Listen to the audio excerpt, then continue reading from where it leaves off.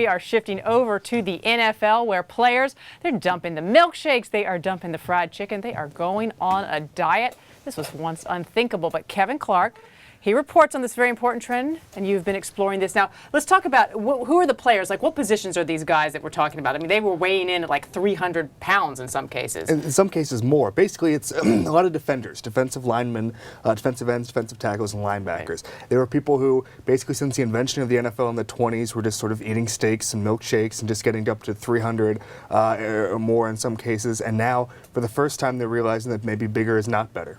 And they did this in theory in the past because they thought this is how you block. Right. If you're bigger, being big was equated with strength.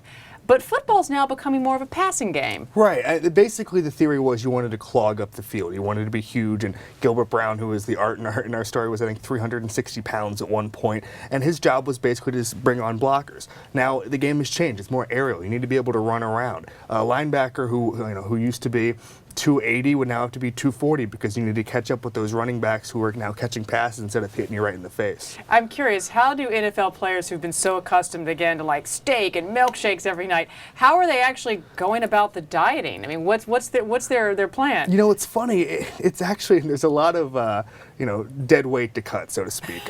In the sense that, Dan Williams, who's one of the defensive tackles who shed 30 pounds, he went from 340 to 310, told me that a lot of NFL players actually eat 5 full meals a day. Wow. And they treat it like normal, 5 meals a day, like you would, basically that's your routine. And so when you cut it to 3 meals a day, you can shed a lot of weight due to that. Now, some of the guys did high-tech stuff. Curtis Lofton tested his blood for food sensitivities and sort of catered a diet around that. But basically, it's just getting a lot of sleep is what they told me, and turning in the fried foods into baked foods, basically.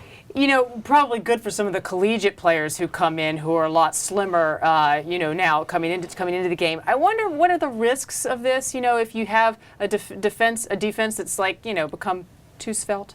Well, the game can change again very quickly. Right. And so if a player comes in at 230 and has the frame to stay at 230 and can't go up to 260, well, what happens in 2 years if the fullback, which is one of the positions that's gone away, comes back and now all of a sudden the fullback is coming in and bruising you? That could happen at any moment. It could happen next year, and all these guys who have shed 20, 30, 40 pounds, they may be in trouble if the game shifts back to a running game. Yeah, excellent point. All right, more in the Wall Street Journal today and online. Pictures, too. Thanks so much, Kevin Clark, for being with us.